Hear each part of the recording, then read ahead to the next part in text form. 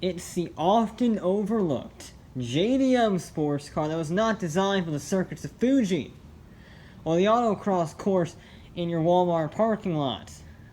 It was designed for the forests of Europe and the deserts of Africa.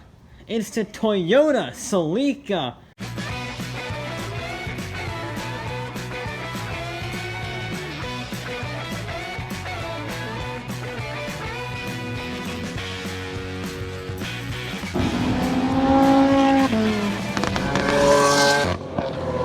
First off, let's get this out of the way. Where I'm from, it is pronounced Celica, not Celica, and I'm gonna say it how I want. So there. The first-gen Celica was a direct response to the Ford Mustang it released at the 1970 Tokyo Motor Show. And just like the Mustang, it was sold only as a notchback. It looked actually quite good, with some Coke bottle styling from the Charger thrown in for good measure. A liftback body was available 3 years later, with even more styling borrowed from the Mustang. But unlike the Mustang, which had a V8, this engine was not a V8. It was a 2-liter, 4-cylinder, making 97 horsepower and a top speed of 104.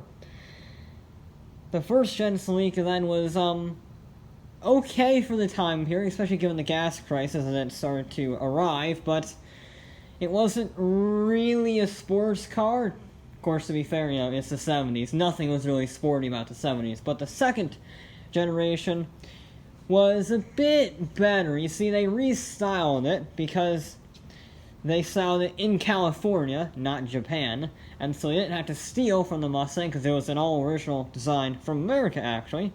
Although, Japan did get the last laugh on selling because they got a very limited run Targa style, and we did not, because why not,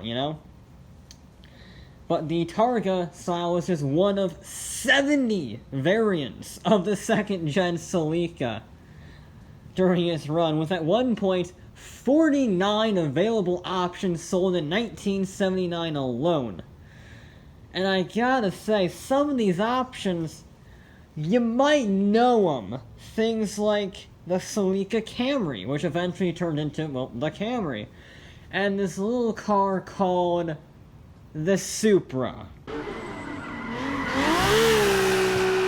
Yeah, the Supra was actually the Celica Supra until 1986. The more you know. But once again, the second gen was a bit of its own thing. It wasn't quite up there with the Europeans or with the Americans in terms of sportiness or success. No, that would have to wait until the third gen, 1980s.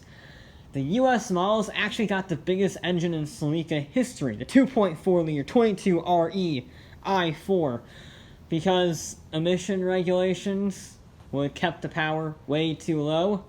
We needed to have some sportiness in the sports car, so we got a really big engine, relative speaking.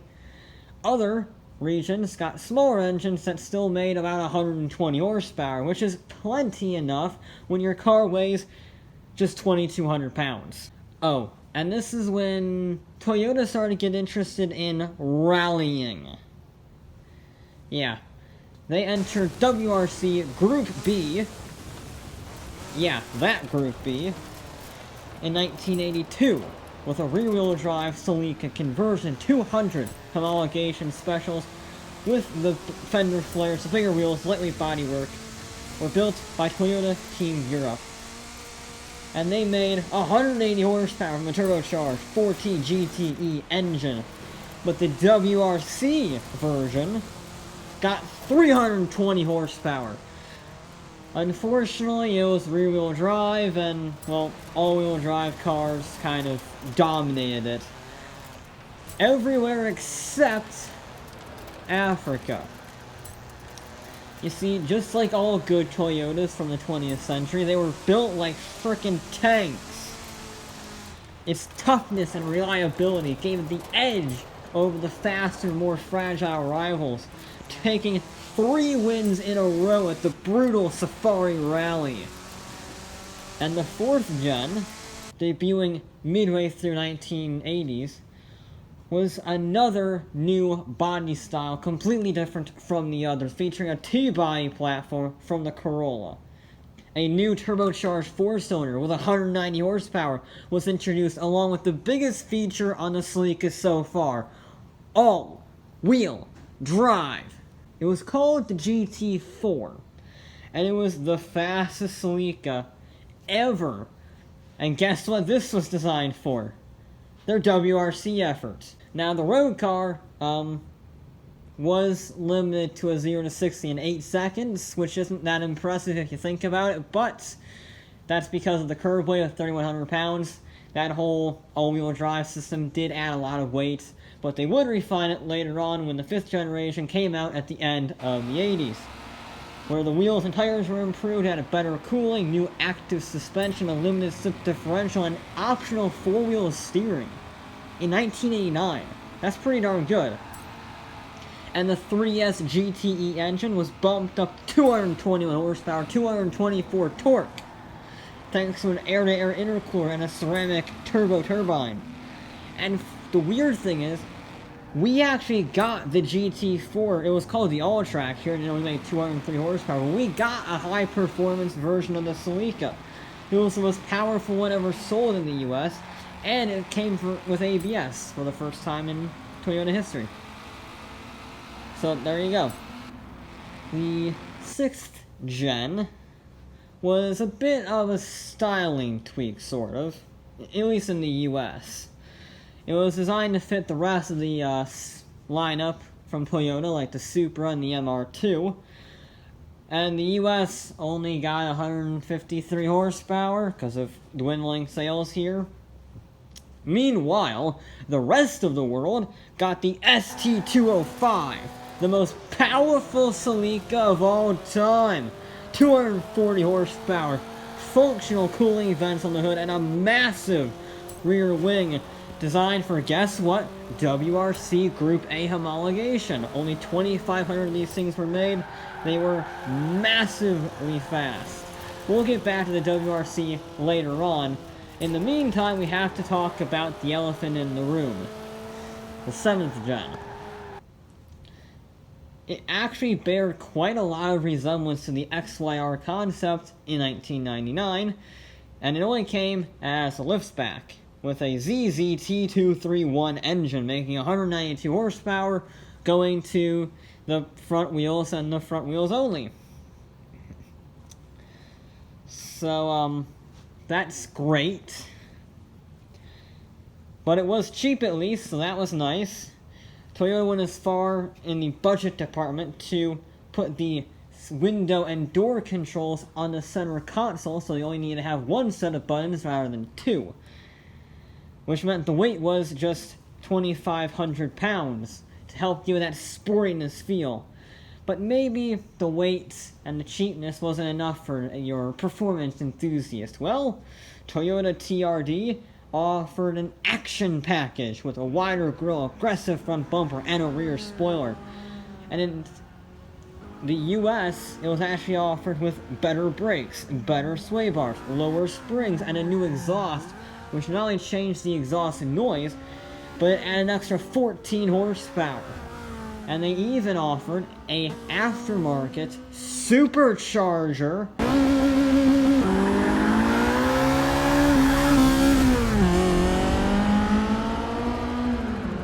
although they couldn't actually give that to you from the factory because it wouldn't fit under the hood. Unfortunately, the 7th gen and, well, Toyota's shifting lineup from performance to economy cars brought an end to the Celica completely worldwide in 2007 due to lack of sales. So, on that disappointment, let's rotate over to that thing I glossed over called the WRC. You see, after Group B folded, there were only two manufacturers that were prepared for Group A rallying. Lancia with the Delta Integrale, and their only rival, Toyota with the Celica. That's right. Out of all the manufacturers online all over, Subaru, Mitsubishi, Ford, the only ones that actually were able to put a fight to Lancia and their dominant Delta was the Celica. Not the Escort, not the Impreza, only the Celica could actually give the Delta Arrival. It's the 5th most successful WRC car of all time, with 37 rally wins to its name, including 8 Safari rallies. That's a lot of Safari rallies! It won 2 manufacturers' titles and 4 drivers' titles, and they were gonna win more in 1995 when they were in the lead, but then they were caught cheating with quote-unquote the most elaborate cheat in FIA history, which got them a 12-month ban and disqualified from all the points for the rest of the season. Yikes. So what do you do when you're banned from the WRC with a fantastic rally car? You go to Pikes Peak. They won the Pikes Peak 3 times from 1994 to 1997, setting a record that would stand for 10 years. And this is on dirt, remember. Pikes Peak was not paved over in the 90s. This was still all dirt at 14,000 feet. The thing's insane. Well, okay, maybe you're not a fan of the mud. Maybe you're not a fan of the high altitude. Is there a chance the Celica could work for you on the track? Well, yes. The Celicas won the IMSA GTO class in 1987. The thing could do anything it wanted and still come out on top. The Celica may get overshadowed by the Supra or even the MR2 in some cases, but you gotta remember, the Celica was the first. It was arguably the genesis of Toyota performance as we know of it today. Without the Celica, we wouldn't have the Supra. We wouldn't have their TRD performance division. It would not have been nearly as successful in motorsports if the Celica was not around. And that's a pretty big statement for such a small car.